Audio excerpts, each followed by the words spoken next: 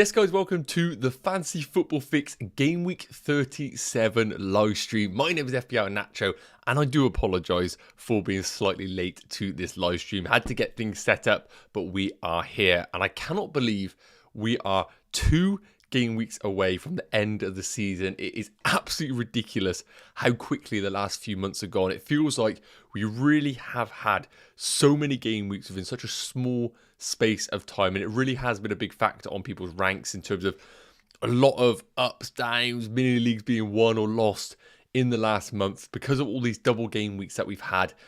And double game week 36 was one of those where there were massive swings once again, with either managers having Alexander Isak or Callum Wilson. So first and foremost, let me know in the comments which one of those did you have.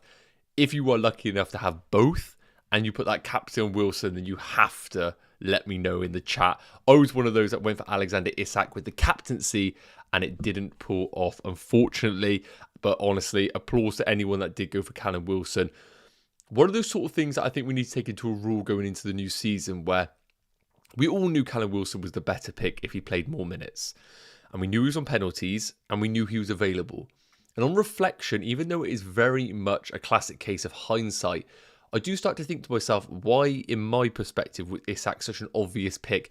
I never considered Callum Wilson, even though I knew that he was better on the underlying numbers, on penalties, as I discussed. So something I need to take going into the new year, maybe, and new season, is minutes are super important, but I shouldn't write off a player completely for minutes when he is scoring, I believe, the second most goals in a certain period of time since the World Cup. He's been on absolute flame. So he was never going to be 90 minutes in this double. He was always going to get 120, 130. And because of the underlying numbers, that probably was enough to maybe have him just ahead of Isak. But please do let me know in the chat what you went for in game week 36. Cheeks Duggacy in the chat, as always. Hope you're doing well, buddy. Rio, Sam Garner, Paul Gibbons, Shaz, hope you guys are doing really well. As always, if you have any questions, make sure you do put them in the chat throughout the entire stream. I won't be waiting till the end. I'll be answering them as we go. So don't hesitate to put your questions in. If you are in a position where you might only be on here for 5 or 10 minutes and then you got to dash off, get your questions in and I'll try and answer them as we go on. And as always, I know we've only got 2 game weeks left, but if you can, hit that subscribe button. It is always massively appreciated. Content is still going to be thick and fast up until the end of the season. And of course, we will be back in the new season. Pre-season is going to be mental, as we all know. So if you can, hit that subscribe button. And importantly, drop a like on the live stream. I see we've got 3 likes so far. We always try and hit 50 likes between now and the end of the stream. If you can do that, that would be awesome. So let's get into some of the questions, and then we'll move into my current transfer plans for game week 37. I think we could deep dive into some of my options I have going forward that might be similar to some of your teams as well. So Rio's asking, hi Nacho, already had triple United, De Gea, Shaw and Rashford. Is it worth a -4 to replace De Gea and Grealish for Edison and Fernandes? Now, obviously the reason why you're probably getting... Sorry, the glasses emerged there. I probably understand the reason why you're getting rid of Grealish is because you think his minutes could be slightly at risk. But for a -4, I don't think that's necessarily worth it. I do think Bruno Fernandes is a better option than Grealish this game week. But realistically, De Gea's going to play both. And I don't even think necessarily Edison will play both if they do wrap up the league against Chelsea. So for me, yes, I do prefer Bruno Fernandes. There's no denying about that whatsoever. But for a -4, I think it's not the best move that you can make for your team. I personally would just stick with De Gea and Grealish myself.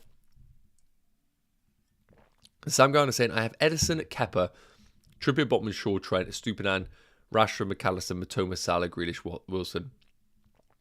Not in the bank. What should I do? Okay, so you're in a position right now where you have to start Edison of the goalkeepers. I think you're in a position where you have to start Shaw. I would start Stupinan and I would start Trent, definitely. Rashford, unless he gets confirmed that he's out, I probably would just start him for your team. McAllister has to start, Matoma has to start, Salah and Grealish with Wilson and Haaland.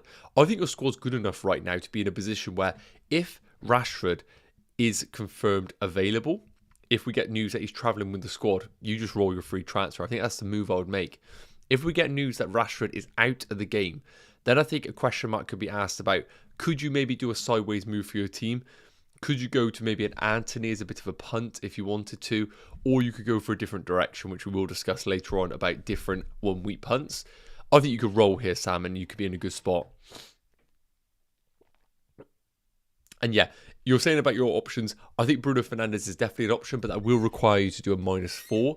And then it starts questioning whether it is worthwhile, because I think you've got good players in your team. And Paul Gibbons saying, good evening, Nacho. Hope you're well. Doing very well. Thank you, mate. It's nice that it is Friday. I have Jota and Veltman injured, but would do a -8 to move them out. Is it worth it, or just do Jota to Alvarez? Now, Paul, I do apologise. I don't actually know the injury status right now in regards to Diego Jota. We know that Darwin Núñez is ruled out for game week 37. So that does mean that if Jota is available, his minutes are going to be pretty good, I would imagine. I do think that, of course, Diaz, Gakpo and Salah are the three that he's been going for. But I think Jota definitely could get some game time. So I think first and foremost, have we got conclusive evidence that Jota is out? I like Jota to Alvarez, but my only worry would be, I don't think Alvarez necessarily starts in the first game against Chelsea. I think he plays the second game. So you're really doing a -4 to get rid of Jota to Alvarez, who might only get one fixture himself. So I think you need to think about that a bit more and get an understanding of whether Jota is or isn't available for that home fixture against Aston Villa. And Shaz is saying, Cheeks is saying, only way I could bring in Fernandes in game week 37 would be replacing Salah, which I don't fancy, as Salah has been returning consistency, whereas Fernandes... Yeah, okay, Cheeks is a really good point here. Probably something that a lot of managers are considering right now. You're sat there with Mohamed Salah, who's a bit of a cash cow right now, and you could make the easy sideways move to bring in someone like a Bruno Fernandes. Now, the reasons why I like it, you get the double game week for Fernandes, who we know is going to be playing every minute of that double. And importantly, if Rashford is out, he will also be on penalties for Man United. And I like the fixtures. I think Chelsea game could have goals in, or it could be one of those 1-0 horrid fixtures. I don't really know what direction that goes. But Bournemouth game, they're safe. I expect Man United to do okay in that game. Then you've got the home fixture against Fulham. And we know, again, Bruno will play in that fixture.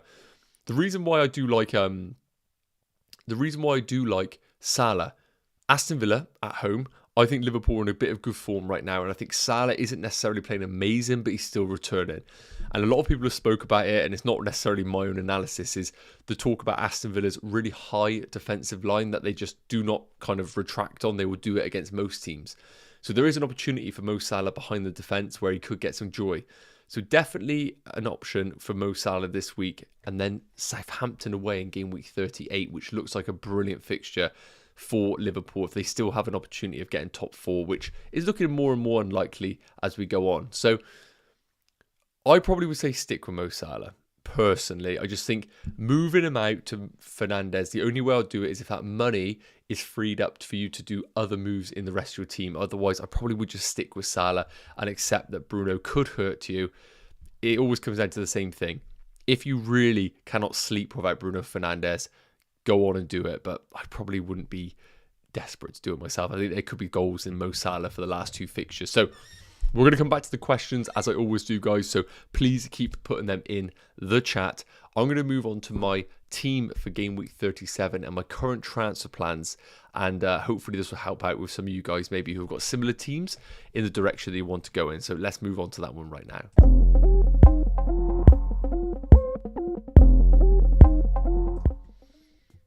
Okay, so here on the screen you can see my current team for game week 37. While you're just checking that out, I'm just going to have a quick sip of this beverage.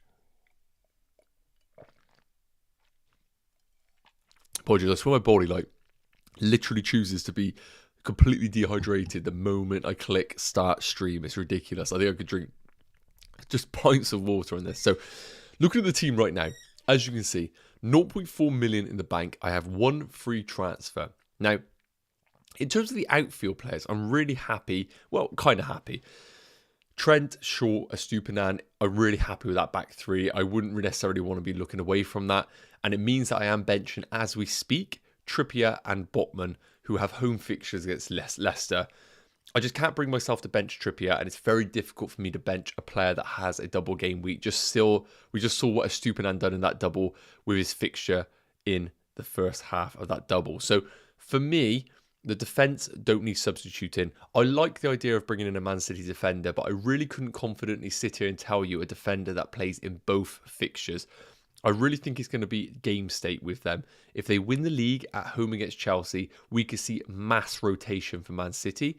If they were to lose against Chelsea, and I'm a Chelsea fan, and I could tell you there is probably a 0.0001% chance of City not winning the league, then they are going to obviously have to go again against Brighton and try and wrap up the league at their ground. So it's going to be game state. We can't really predict it, but based on what we've seen, I would expect Man City to wrap up the league at home against Chelsea, and then it's anyone's game who starts in the Brighton fixture. And that's why I'm not really tempted by Man City's defence.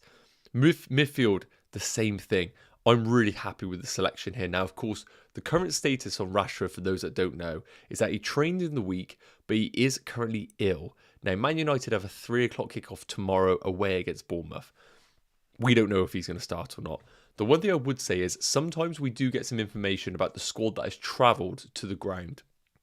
With the deadline being 11 a.m, we know that there are some people in the community that really do dig deep for some information, and we might get some news that Rashford has either travelled or not travelled. The good thing about it, it's away against Bournemouth. So if Rashford isn't spotted with the squad, there's a solid chance he isn't playing, because if he was at home, we could say that he's just running late, or he could be in the hotel somewhere. So we could get news about Rashford, so I'm going to be waiting as late as possible in regards to Marcus Rashford. If he's ruled out, then I think there's a solid chance I do get rid of him.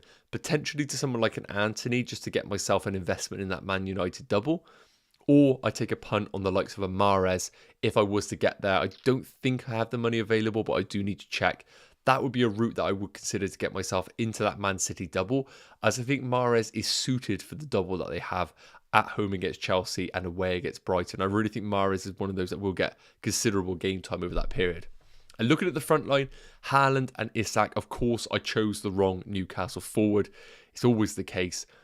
Slight part of me wants to get rid of Alexander Isak, but it feels very much like a luxury move. I really don't know whether he does or does not start against Leicester in that game. Leicester is basically bust time for them. They have to win this game, but I think we all do anticipate Newcastle to get a positive result in this game. But realistically, Eddie Howe has a forward in Callum Wilson that is really on fire right now. Does he need to bench him? I really don't think so. Does he just continue to reward Callum Wilson with starts down the middle? And for anyone that watched that fixture against Brighton last night, Isak really didn't look good against them, whether he's tired or he just didn't really get into the game. I didn't really get any sort of positive vibes from him to suggest that he is going to be a better asset on that left-hand side. So part of me thinks to myself, could I do Isak to a punt? Maybe like a Julian Alvarez at Man City? That is on the cards. But again, can I guarantee double fixtures for Alvarez? Absolutely not. And I feel like maybe just rolling the transfer is probably the wise move for my team. Now, looking at the goalkeeper department, I've got Raya away against Spurs. Now, if I could bring in Edison, I probably would, but I don't have the funds available to do a sideways move for one free transfer. And I don't see any goalkeeper available that is worth my transfer this week. I have triple Brighton, I have triple Man United. I'm not touching Chelsea. I can't even tell you who's going to play in goal for them. So the only real route is, could I go for Ramsdale maybe and get myself an Arsenal investment? But I don't really feel confident about a clean sheet at home, away against Nottingham Forest. They still don't have Saliba. Zinchenko's ruled out for the season. I think there could be potential goals in that game. So for that very reason, I think rolling the transfer unless Marcus Rashford is ruled out for game week 37 is likely the route that I will go for. And then it means in game week 38, it gives a bit of flexibility. I could do a nice sideways move, maybe McAllister to a Trossard to get myself some Arsenal investment.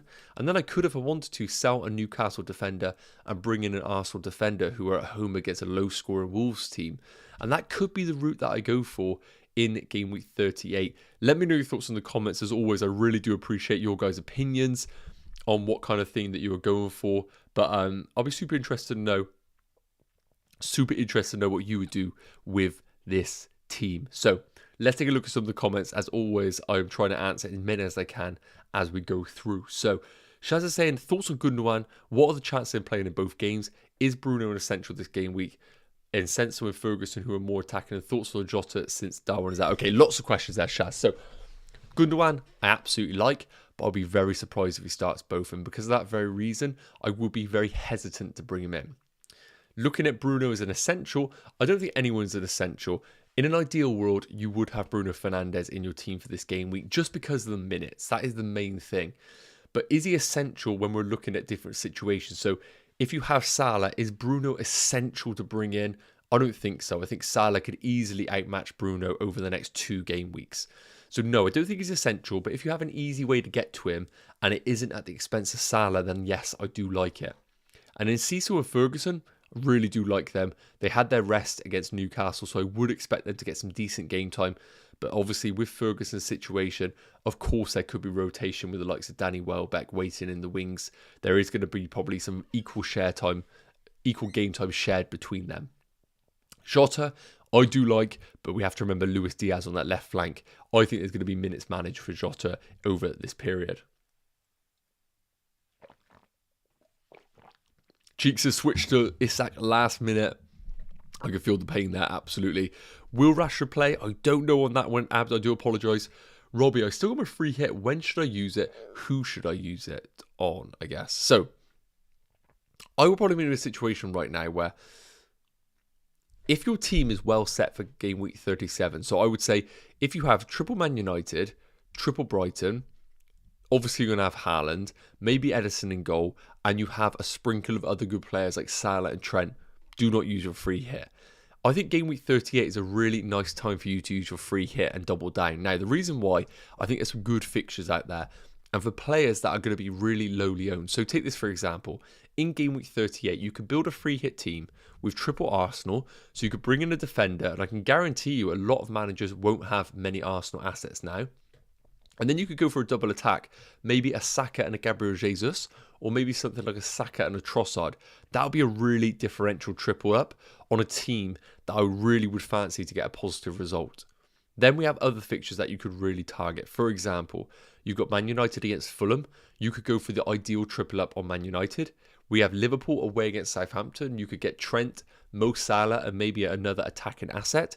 Of course, you got Man City away against Brentford. You're probably going to have Haaland, but you're in a really good spot where, because all the games are at 4:30, 3 p.m. deadline, if we were to get team leaks that certain players were taken out of the team, managers were given minutes to those that haven't got them, your free hit is going to be so powerful because you can really adapt your squad and tailor it to any early team news that we might get around the 3 p.m. deadline. And because of that reason, I think a game week 38 free hit would be my preference. Even though it's a Crystal Palace, you could sprinkle in an Elise or an Eze for that great home fixture against Nottingham Forest. So for me, it would be game week 38. But of course, if you're sat there without triple Brighton, without triple Man United, maybe the free hit is better for you in this week. Mahrez or Foden, I probably would go for Mahrez myself. But I think both are going to be very difficult to predict their game time. Best player to triple captain game week, realistically, it is going to be Erling Haaland this week. I just don't think there's a better option between now and the end of the season. And Calm said, I have one free transfer. Which is the better move? Trippier to Shaw or Isak to Alvarez? So I probably would prefer doing the Trippier to Shaw move. And the reason being is you're selling Trippier, who has one fixture, for Luke Shaw that has 2. And I know that seems really obvious, but Luke Shaw most likely will play 90 minutes in both of those games. Isak to Alvarez is very different. I think you're selling a player like Isak who has a fantastic home fixture, but again, he might only get 70 minutes or he get benched and he plays 30 or 35. For a player like Alvarez, who I really couldn't sit here and confidently tell you he's going to play in both games. And for that very reason, I prefer Trippier to Shaw as your move rather than Isak to Alvarez. I think Alvarez is the better differential, but I just couldn't tell you if he is going to play the majority of the minutes over that double game week. And therefore, it kind of takes away from the value of the Alvarez move. But again, it's all about your preference. Some people really couldn't bring themselves to sell Trippier in their teams. And Tossan Lang is saying, I have Kepa and Steele. Should I do a goalkeeper transfer? I wouldn't. I would start Steele and be happy with it. He could get a penalty save along the way. You really don't know with goalkeepers. I don't think there is any reason for you to worry here. You start Steele and you keep Kepa on your bench, as I think there could be a chance where maybe Mendy starts one and Kepa the other. I think Steele is locked in, as we know that Sanchez has basically been banished now after the bad reaction he had when he got dropped. Sam Garner, thanks mate, love the vids. Have a brilliant end of FPL and I hope you get what rank. Thank you very much, Sam. Thank you for tuning into all these videos. You've been a regular on the stream and I really, really appreciate it as always. Edison and Ciso or Steele and Alvarez. I probably would prefer to go for Edison and Ciso. I really like the upside of Alvarez, but I'm just being honest here. I can't really tell you the game time for Alvarez. And I just don't really want to go down that route personally. Sam saying, why is your name on TikTok FPL Fan instead of FPL Nacho yet? So basically my personal account is FPL Nacho, but then I used to do a YouTube show called FPL Fan Show with FPL Prince. So I kind of have that brand and my own personal one. Things are going to get streamlined in the new year, so don't worry, it'll be a lot easier going forward from the new year, as I will be relaunching the YouTube channel as well. So do keep an eye on that one. If you were a watcher previously, make sure you do keep an eye on that one. And Fadzil saying, Southampton probably going to play the young team. Brighton will feast. And yes, I probably expect that myself as well. Nothing for Southampton to realistically hold on to in that game. So keep dropping your questions in the chat, guys. I really will be getting through them as best as I can. But I want to just drop on the screen a quick free hit team for those that are maybe on it and are considering some players. And if you're not on a free hit, this will still be super beneficial, as it will have some 1 week punts that maybe you haven't considered, or maybe just going to give you a bit of clarification on your moves that you are intending. So let's get on the screen right now. Okay, so here is my, I would say, quote unquote, ideal free hit team. Now, it's worth noting, there are some crazy differentials that I could include on this list, and we'll talk through them. But if I probably was to build a free hit team, it would look something like this. I think it's a nice balance between a few punts, but also players that you simply can't look past. So that is how it is looking right now. Now, of course, this is based on my personal team budget. It has 0.4 million in the bank, and it's predicted to score 100 points. So I'll quickly read through it, and then we will kind of just chat through it and we'll answer some more questions. So Edison between the sticks. Yes, there is some risk that he might get dropped in the second game if they were to win the league, but I still think Edison is a perfectly fine goalkeeper for your free hit drafts. A back three of Trent, Shaw and a Estupiñán. Now, of course, a little bit controversial because I put a single game weaker in Trent Alexander-Arnold, but realistically, I don't like any of the Chelsea defenders. Man City, I don't want to go double Man City defence because I couldn't tell you a defender that plays in both. In terms of Brighton, well, of course, we've got a Estupiñán already. I wouldn't double up on the Brighton defence. And then we have Man United and Luke Shaw. So I think a single game weaker is a wise move for your free hit. And I think Trent Alexander-Arnold is the best of the bunch. Midfield, Anthony is in the free hit team. Now, of course, this is mainly because we don't know the current status on Marcus Rashford. If Marcus Rashford was confirmed to be absolutely fit, then look, absolutely fine. I would have Rashford in this team. But Anthony, right now, has to go in the team right as a bit of a placeholder. Is he my favourite Man United asset? Probably, but I don't like the thought of Anthony in the team. It just doesn't feel right, to be honest with you. McAllister, Matoma. Yes, there could be question marks about Matoma's game time because he was benched. Sorry, because he started against Newcastle. Some may think that is going to be his rest against Southampton, but I still think he's good enough to put in. De Bruyne, I think that's the big man you want if you are going into this Chelsea game. If anyone is going to step up and win them a league, we've seen De Bruyne do it time after time in these big games. I would want De Bruyne in my team if I could get him in a free hit. And of course, Bruno Fernandes is just essential if you're free hitting. And a front two of Haaland and Wilson. Again, no real doublers catch my attention. Brighton, I wouldn't touch any of those. I prefer the midfielders. Man United, it could be an Anthony Martial if you think his game time is going to be solid. I just can't be as confident as others. We're not touching Chelsea. And of course, we have Man City in Haaland. You could go for an Alvarez, but I just couldn't sit here and tell you his game time is going to be secure. Wilson, on the other hand, at home against Leicester, if he continues to play, this is the man that you want. And I think he could easily rack up a brace and end the season so strong. So Wilson is in the team. A bench of Fraser Forster because he has a home game, cheap as chips, and he starts. So he's perfect for a backup goalie. Trippier, Chalobah, just because he's cheap and he doubles, and I think he will get decent game time in this double game week. And Greenwood, just because he's a cheap enabler as a forward. So let me know your thoughts in the comments, guys. Of course, Haaland with the captaincy. I think Bruno is a consideration for others, but for me, Chelsea are so woeful, they could honestly demolish Chelsea in that first half.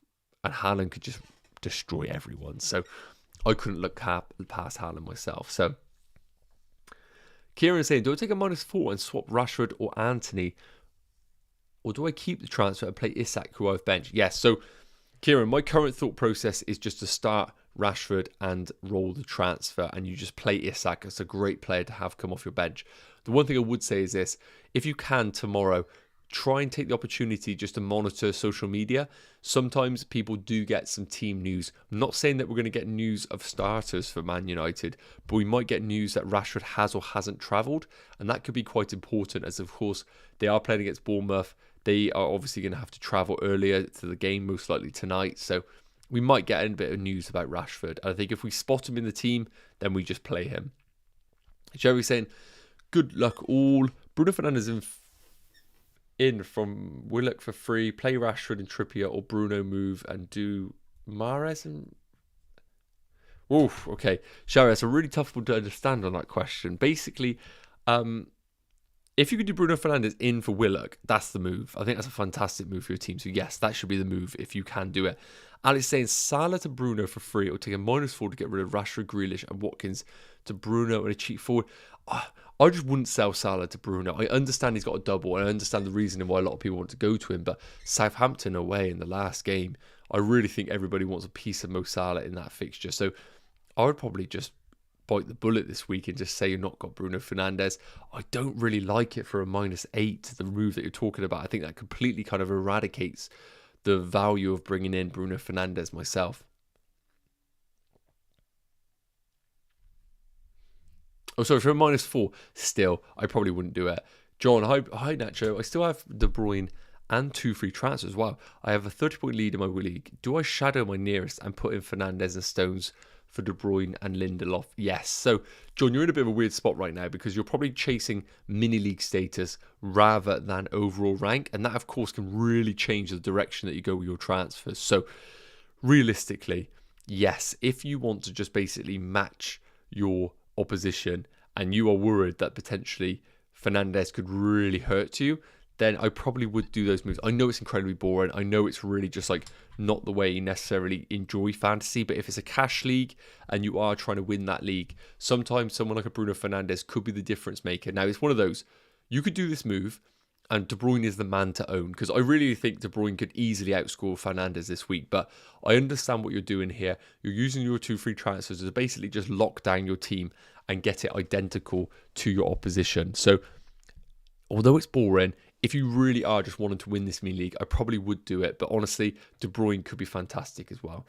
Charlie saying, hello, mate. I'm bench boosting and stuck for transfers. Who are the must-haves this week? Charlie, really hard to answer. The only reason being is because it's all about how much budget you have, who you're selling. But all I can tell you is this. I think Bruno Fernandes is the pick of the bunch from the Man United midfielders now, if you can get there. I think McAllister would be the pick of the bunch from the Brighton midfielders with a double. I like Mahrez as a bit of a differential in that Man City midfield. I think that's probably the games that he plays in, those Chelsea games, those Brighton games. Tough one for me to answer. In terms of bench boosting, single game week wise, because obviously you're going to try and fill your bench with cheap enablers who also have decent fixtures. Look, Brighton again, if you can get stealing goals, absolutely fine. But from a single game week perspective, Pedro Poirot isn't a bad pick for Spurs at home against Brentford. Remember, no Tony, which is quite important. Yeah, those kind of names. It's difficult for me to answer though right now. PSP say, can't get to Bruno Fernandes without a hit. That too at the cost of Mahrez. Is double United defence, De Gea and Shaw plus Rashford for free, better than Rashi plus Bruno and De Gea for a hit? I would stick with what you got. You've got double defence. I think Man United have been decent defensively. I would stick with what you got. I don't think you need to move your treble up that you've got just to accommodate Bruno Fernandes personally, especially for a hit. It just doesn't feel right. FPL Bateman, hope you're doing well, buddy. Hello, Nacho. Private flight from Manchester arriving at Bournemouth Airport at 6:03. Stop the stream and get down there to find out if Rashford's on that plane. I'll tell you what, I think we need to do this right now. I think we need to get ourselves. I'm probably about 2.5 hours away from Bournemouth, so I might be a little late, Marcus, on that one, but it might be worth the punt. So if anyone else is keen to go for a little jolly down to Bournemouth, let's be the ones that do hunt him down. Thanks for the little intel. That's what I mean. People just have that intel all the time in the community. Right. Keep getting the questions in. Keep getting them in, because I will try and answer as many as I possibly can. But what I want to do is just get up another slide, because Finn, who's behind the scenes, always does a fantastic work with all these slides, and I always want to make sure you guys check them all out because they offer some really good value. So, quick one on captaincy, because realistically, we all know the answer to this one most likely. So, captaincy, El Capitano. We're going to put a quick poll in the chat. Start a poll. This is what we're going to be asking. Game week 37 captain. Okay. And it's going to be Haaland, Fernandes. Sorry about the accent. Is there another option? We'll put Matoma on there. /Mac 10. That's McAllister. And we'll put other. And if you are going for the other option, please do let me know in the chat who you're going for. So guys, if you can, guys and girls, sorry, if you can just vote on that poll that I put up, who's your game week 37 captain? That would be awesome. Just get a bit of idea on what direction the community are going in. But as you can see on your screens here, predicted points, Haaland, just a monster. 13.5 predicted points, and his ownership is at 93%. The XG per 90 for the team is 2.09, and his expected FPL points per 90 are the best. So basically, he's got the highest predicted points. He's the highest owned. He is in the best team, and his expected FPL points are the best. So it's going to take a very brave person to go against Haaland. For me, Matoma isn't a consideration in my eyes. I think there's a little bit of risk about some minutes after playing against Newcastle. So I think the only viable one that we can consider is Bruno Fernandes. Now, as a team, Man United are very hard to predict whether they are going to be able to create those opportunities from a consistent basis, because what we know in Man City is no matter what, they accumulate just chances all the time. And that means that Haaland is always going to get chances. With Man United, sometimes if they don't click, then points dry up. So I think it's going to be down to Man United and which Man United team turn up. But I like Bruno as a differential if you're chasing rank or mini leagues. He's 15% live ownership. So he really is the man to go for if you are chasing in these dying game weeks. But right now, I just can't go against Haaland. If you go against him and he goes big, it is game over for your overall rank and those mini leagues if your opposition go for him. So I love it. If you want to go brave and go for Bruno, do it. I'm going to go for Haaland myself. I think the home game against Chelsea alone is good enough. Honestly, anyone who's watched Chelsea knows that they are just dead. So I think Haaland could just have a field day against them in that one fixture alone. And then Brighton is just a bonus if they were to get him. We saw what Callum Wilson done against them in those dying 10, 15 minutes. Imagine Haaland behind that Brighton defence. It could be tasty. So I want a bit of that right now. Right, I'm just checking the questions to make sure there are fresh ones so I'm not duplicating. Pete, start Rashford or Wilson? Cheers, Nacho. Great content. Thank you, Pete. I think we're in a position right now, Pete, where I think if we get news that Rashford's travelled, you start Rashford. If we are a little bit sweating about the news, you go for Wilson, I think. Yes, Rashford could do damage in just one fixture at home against Chelsea, but Wilson, he's just that man right now. He's the boy. And I think if you have any worries about Rashford, you go for Wilson. But if you can hesitate, hold off until the deadline just to see if we get any sort of news. I think that's probably the wisest move right now. Stuart, do you think Matoma is benched at the weekend? Would you do a -4 to bring Asensio or get Alvarez? I get it. I'm a little bit worried about Matoma's minutes, but not enough for me to get rid of him. I'm just going to simply accept whatever will be with Matoma, annoyingly. And I think, yes, he could easily get benched, but I'm probably just going to happily say, if that happens, c'est la vie. Eddie's saying, should we did Grealish to Mahrez? Feels a little sideways for me. I honestly think Mahrez does get good game time, but that doesn't mean to say Grealish doesn't get good game time. I think that's a very luxury transfer. Only one I would do if you were in a position where you had two transfers available to you. Alex saying Salah to Bruno. I've covered that one. Grealish to Fernandes. It's a tempting one. I really don't know if Grealish is going to play both. I know that Bruno is going to play both. I'm inclined to say yes, but it's right on the edge. It's right on the edge, that one. Grealish could do very well in this double, but is he going to get game time with both? I think there's a question mark about that one. I would do it if you had 2 free transfers. I wouldn't do it if I had 1.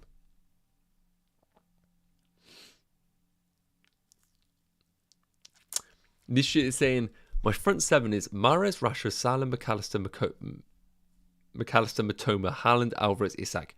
Should I do Isak to Wilson, bench Rashford maybe, or Salah to Bruno? No, I would roll the transfer, personally. I would roll the transfer. Gareth, Matoma to Fernandes, but need Trippier to a Superman for a hit. Doesn't feel right to me. No, I wouldn't do it. I wouldn't do it personally, Gareth. Rashford to Bruno for free, only if we get news that Rashford isn't in the squad. That's the only way I'll do that move.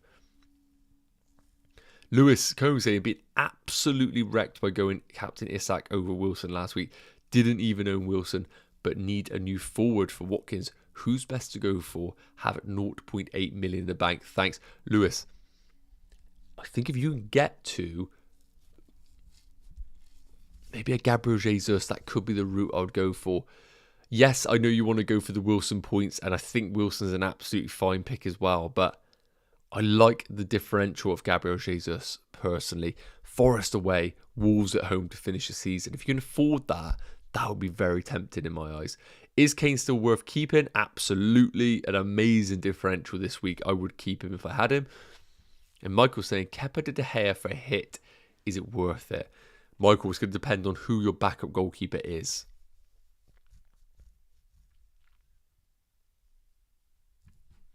And based on the voting so far, 88% are going for Haaland as a Game Week 37 captain, 12% on Bruno Fernandes, 0 on Matoma / McAllister, and 0 on other. So make sure if you haven't already, guys, vote on that for captaincy. It'd be really interesting just to know what direction everyone is going in. So we got about 15 minutes left of this live stream. So we're going to come on to the predicted points now, just to get a feel on the players that are really worth going for this game week. And then we're going to move on to some Man United assets that are worth considering.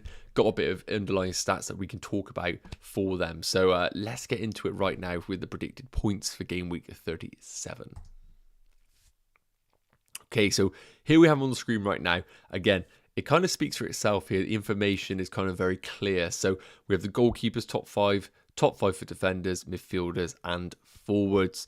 Notable ones, goalkeepers, De Gea leading the way. I think he's a good pick this week if you are looking for a goalkeeper. I think he will accumulate some saves over this double. Defenders, Stupinan leads the way. But again, one would question maybe the minutes are slightly at risk because he played against Newcastle, maybe. Midfielders, De Bruyne, an amazing differential this week. But if the league was wrapped up at home against Chelsea, we might see his minutes managed in that Brighton game in the second half. Otherwise, the likes of Rashford, Fernandes, Pascal Gross are really good options. But of course, slight concerns about Rashford going into this week. And Haaland just dominating the predicted points as always, 13.5. And the next best being Gabriel Jesus at 5.9. So if you are looking for a differential, and you are looking for a forward transfer, maybe the single game week forwards are actually the ones to go for rather than these doublers in the shape of Havertz and Ferguson. I would prefer Jesus for 37 and 38 over someone like a Kai Havertz by far. Now, players that notably aren't on this list are the likes of Callum Wilson and Isak. Now, I want to quickly just touch on Wilson and Isak over the last 2 game weeks, basically last 2 game weeks, but they played 3 matches over this period. I just want to give you a bit of an idea on their underlying numbers, just in case you're in a position where you're maybe looking to buy one of these or you're looking to sell one for the other. It's incredibly small sample size, so I really wouldn't read too much into this at all because 3 games is just not a big enough sample size to come to any sort of conclusions. But it gives us an idea on certain things like who is the player that is the one actually in and amongst it. Because I think when we do understand that Wilson is the one playing as the number 9, and there's no scenario where once Wilson and Isak are on the field together, Isak plays down the middle. There's just not a scenario where that happens. Wilson is the man when they're on the field, and I think that does give Wilson that slight edge on knowing that if he does play, he is going to be that man. Isak, it's just slight question marks. Is he going to be the creator in the team? Is he going to be the number 9? So over the last 2 game weeks, these are 3 games because of course they had a double. XG for Wilson was 2.8 and the XG for Isak was 0.63. However, those that are keen-eyed will know that Newcastle had 2 penalties in their fixture against Leeds. So the figure that we really do need to understand is the expected goals non-pen. But it's worth noting, penalties are a massive factor in the game. So a lot of people look at it and think, yeah, but what was his expected goals without penalties? I get it, that's totally true. But A player having the responsibility of penalties just makes him automatically a better option because he has that opportunity and more avenues to points. So I agree, but I do think that we need to remember penalties are just a good thing for a player. That's why McAllister is a great option in the Brighton midfield. So Wilson's XG was 2.8, but his non-pen XG was 1.28. Obviously, Isak's is the same at 0.63. So slightly closer, but still Wilson's basically doubling the expected goals of Isak. And in terms of expected assists as well, Wilson at 0.75, Isak at 0.09. So a lot of people saying Isak on the left basically turns him into a creator in this Newcastle team. Well, he's been dominated by Wilson over the last 3 games. Now again, don't come to any conclusions on this, but it's just worth noting that when they're on the field together, because they were on the field together in all of these 3 games, Wilson hogs everything. If I come over to something like big chances, 5 big chances for Wilson, 1 for Alexander Isak. It just shows that Wilson was the man to go for. Oh, how hindsight is a beautiful thing. So, look, that was just a little bit of a rant on the situation with Isak and Wilson. Just reading some of the chat right now just to make sure I haven't missed anything important. Gareth saying Manchester Evening News not spotted on bus for Rashford. Okay, so that's an interesting one to monitor. Anyone selling Haaland? Absolutely not. He'll be my captain. Chat Sport saying anyone. Oh, that's the same question. Sorry. Pudge saying Isak to Alvarez or Rashford to Mahrez. I would probably do neither, to be honest with you, until we get concrete evidence in regards to Rashford. Would I bench Matoma for Wilson? No, I would start Matoma. Brian, Shaw for Ake or roll the 1 free transfer? Does that mean buying Shaw? I actually like that move. I would definitely sell Ake for Shaw personally this week. I think that's a really wise move. Steal or Enciso? To buy? I'd probably rather go for the upside in Enciso because I don't see a Brighton clean sheet necessarily. So probably Enciso. Chatsport saying, if you're not Captain Haaland, I'm thinking of selling. Yeah, if you're really in the boat where you are like, I want to go for Bruno Fernandes, Haaland is just not an option for me. Selling could be the route, but it's just Haaland. You just know the risk that you're taking there. But of course, if you want to sell him, then you're a braver man than I. But there definitely could be a strategy for that.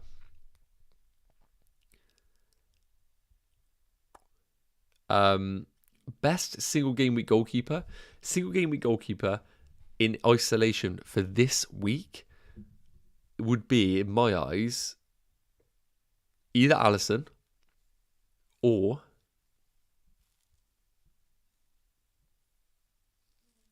maybe a Ramsdale. Maybe someone like a Ramsdale could be the option. Or Fraser Forster, but one of those two, I think. Was thinking Jesus or the injury-prone 60-minute man Martial, so thanks for the help. No worries at all, Lewis.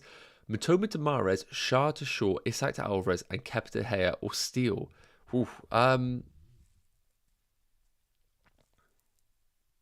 The only one I'll consider out of that lot that you put in there is Shah to Shaw, most probably.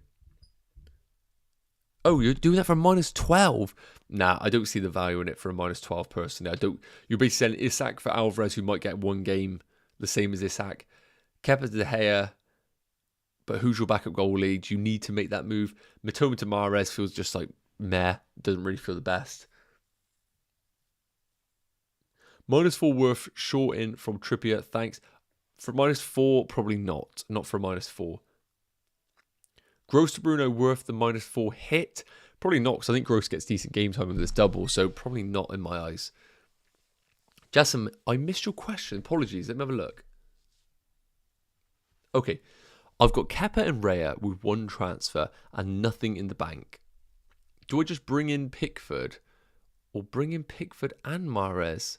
Wait, where's the Pickford love coming from? Hang on. Pickford? Hang on. I've got Kepa and Raya with 1 transfer and nothing in the bank. To be honest with you, I'll just roll.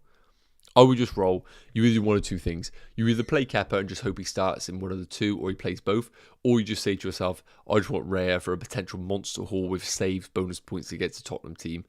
I wouldn't be doing a goalkeeper transfer at this point, especially for someone like a Pickford. Yes, he could deliver, but I just don't think it's worth it personally. Not for me. Not for me. Right. I do apologise a little bit abruptly, but we're just going to put this onto the Rashford replacement graphic, as I think it is really worthwhile having it on our screens. Just get a bit of an idea. So let's get that up right now. Sorry, a little bit scatty here. I'm just trying to finish everything off before the 6:30 deadline that I've got in mind. Okay, so some kind of underlying stats here regarding Man United assets that are worth considering if you are looking to sell Rashford, but get investment still in the Man United attack. So we have got Fernandes, Antony, Sancho, and Garnacho. So straight out the bat, I think we all know that Bruno Fernandes, if you have the funds available, is the best replacement for Rashford. If you're looking to sell him, no questions asked. He's going to play the most minutes. He'll be on penalties if Rashford's out, and his underlying numbers are decent. XG per 90, 0.24, I'm happy with that. And expected assists, 0.54, really solid underlying numbers. His predicted points are the best of all of them, and in game week 38 as well. Now, Bruno Fernandes aside, because I understand some people can't do the easy sideways move to a Bruno from Rashford because the funds aren't available. And I just want to quickly check to see what Rashford's price is. His price is 7.2, so realistically, most will be able to get to Antony, Sancho, and Garnacho, of course, is the budget enabler. So on the face of it right now, I think Antony is a much better option than Jadon Sancho. Sancho's minutes incredibly hard to predict. He started 7 of the last 10, whereas Antony has started 10 of the last 11. Antony is more of a goal threat, 0.34 XG per 90, and the expected assists are quite similar. Big chances identical as well, but I want to go for the man that I think is going to get more game time, and I think that man is going to be Antony. Now, Garnacho is the real joker in the pack. 4.1 million. If Rashford is ruled out, there's a solid chance that Garnacho could get some solid game time on the left-hand side, especially if Man United do wrap up top 4 early doors. His XG when he's on the pitch is fantastic at 0.51, and he's also a bit of a chance creator at 0.25 XA per 90. And he's getting the big chances, which is really important. I think what I love about Garnacho is he offers that pace. So similar to what we see with the likes of Son at Spurs, we see with Martinelli at Arsenal. There's always that one forward that kind of breaks the lines and gets in those positions where he's almost 1v1 with the goalkeeper. And Garnacho feels like that man when they do deploy it. That left-hand side is very much a case of, can we get it in behind for Rashford to run onto? Antony's a bit more of a controller on that right-hand side. So they're very much kind of skewed. And Garnacho feels like the perfect fit if Ten Hag wants to adopt that kind of strategy going forward. Garnacho feels like a like-for-like replacement for Rashford because he's still got the raw pace. Yes, his decision-making is a little bit suspect, but I think the fundamentals are there for him to retain the patterns of play that they are doing. So I like Garnacho as a punt. And to be honest with you, I had to rank these right now. Bruno Fernandes is head and shoulders above the rest. But then if I had to rank them, I think Antony would just pip it because I think the game time is going to be better than Garnacho's. But honestly, there's not much between them. I honestly think Garnacho is a fantastic pick if we were to get confirmation that Rashford is out. The big thing about it is, if Rashford was, let's say, out for the Bournemouth game and the Chelsea game, he could easily be back for the Fulham game. Whereas if you go for Antony, even if Rashford's back, that doesn't change Antony's game time. That will massively affect Garnacho. So that's the only reason why I'm slightly favouring Antony. Then it would be Garnacho if you're chasing. Sancho, I wouldn't even consider myself. If he does do well this week, I think it's just one of those we put our hands up and say, hey, it was Sancho's week, but there wasn't really much to suggest that he was the go-to man. Right, questions.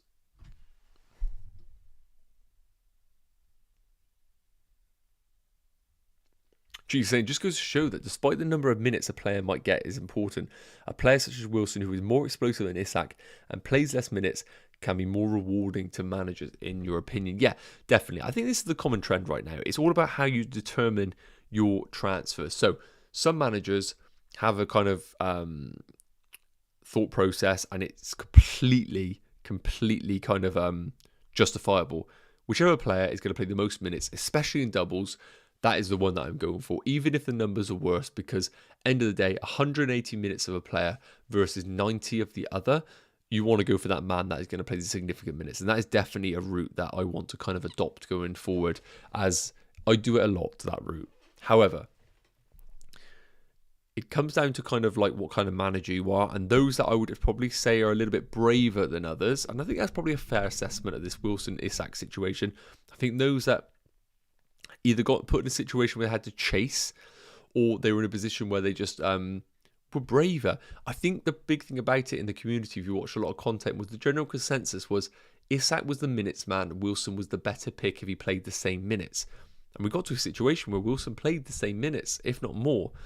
And that is why I think sometimes, like you said, minutes, although they're king, they are king, it is worth noting, they sometimes maybe get a little bit too overhyped in double game weeks where Wilson's not Alvarez. So what I mean by that is Alvarez is obviously not going to displace Haaland in the team unless a unique situation arises like they win the Premier League.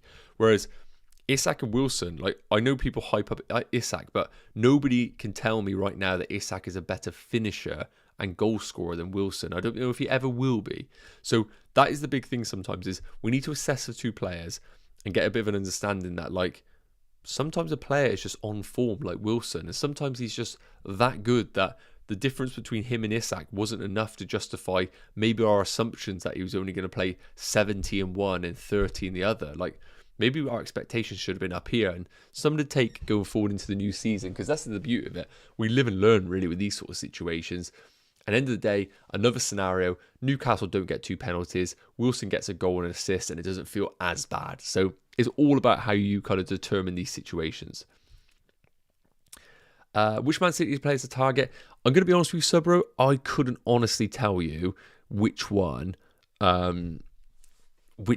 is the better one. Honestly, if anybody in the community could confidently tell you, I would say listen to them, but I don't think anyone is that confident. So I'm going to say if I wanted to go for one, it would be Mahrez, but that is really just a punt. Unfortunately, Pep is a bold fraud.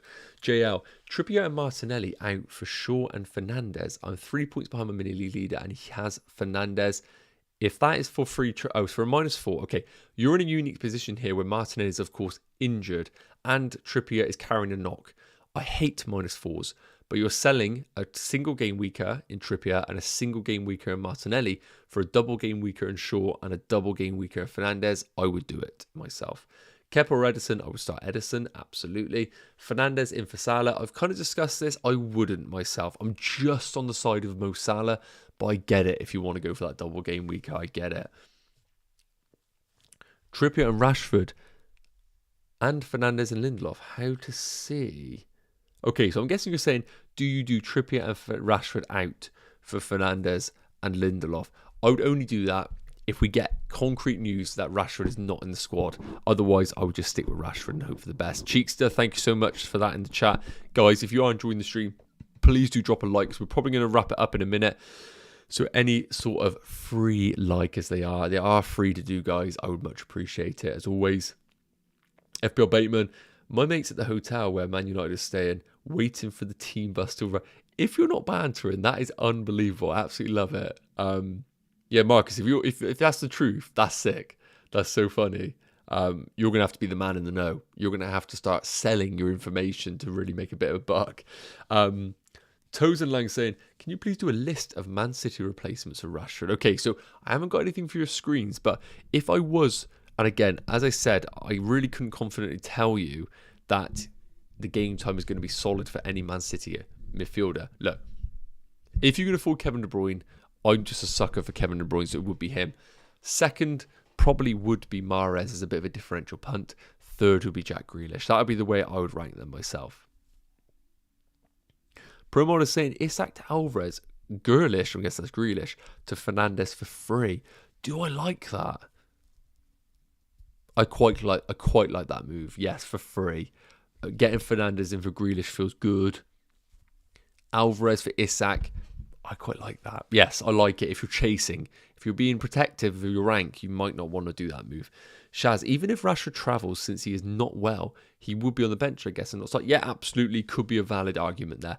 And Nick is saying, anyone spotted Rashford yet? And the news is no. Unfortunately, we don't have any news, but FPL Bateman seems to have a bit of a mole in the camp. So we may get some news on Twitter from Marcus if he isn't pulling my leg here in this situation. So I think we might call it there, guys. I've got a football presentation to attend, and I do need to get myself ready. I need to eat. I need to look not a mess. So I've got a little bit to do between now and 7 o'clock, which might be a bit tight. So I think we're going to wrap it up there, guys. Just to kind of like conclude, as I said on my team, my intention is to roll my free transfer unless we were to get news that Rashford was out. Then I would do Rashford out, most likely for a Man City midfielder, and just go for a huge punt, maybe like a Mahrez, because I don't really have any other investment in the Man City attack, so it could be the route I go for. Cheeks is saying, cheers for another useful live stream, Nacho. Please post live stream info on the community page of this channel, especially like last Friday, if there will be no live stream, so everyone knows. Yeah. Great shout there, Cheetah. Thanks so much for that. Again, thank you so much, Cheetah, for all your time you take into the chat, helping everyone out. I really do appreciate it.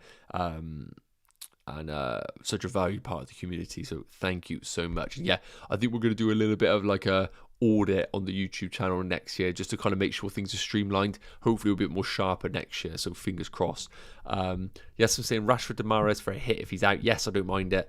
And FPL Bateman say, cheers man, I'd never pull your leg on something so important. My man. And Hussein's waving, top man. So Ayo saying, what is your team? Just to give you an idea what my team is, that is the team there. Pretty locked on this. Probably going to roll the transfer unless Rashford is ruled out. So thank you so much, guys, for tuning in. Massive shout out to those that have been here on this stream and throughout the season. You have not gone unnoticed. Massively appreciated. And we, of course, will be doing a live stream next week. The final one of the season. I cannot believe it. Maybe we'll make it a little bit longer on Friday next week, just so we can have a good deep dive into some questions that you guys all have. So thank you so much for tuning in. If you can drop a like of the way, I'd be massively appreciated. And I'll see you in the next video. And have a great game week, guys. And a great weekend. Cheers.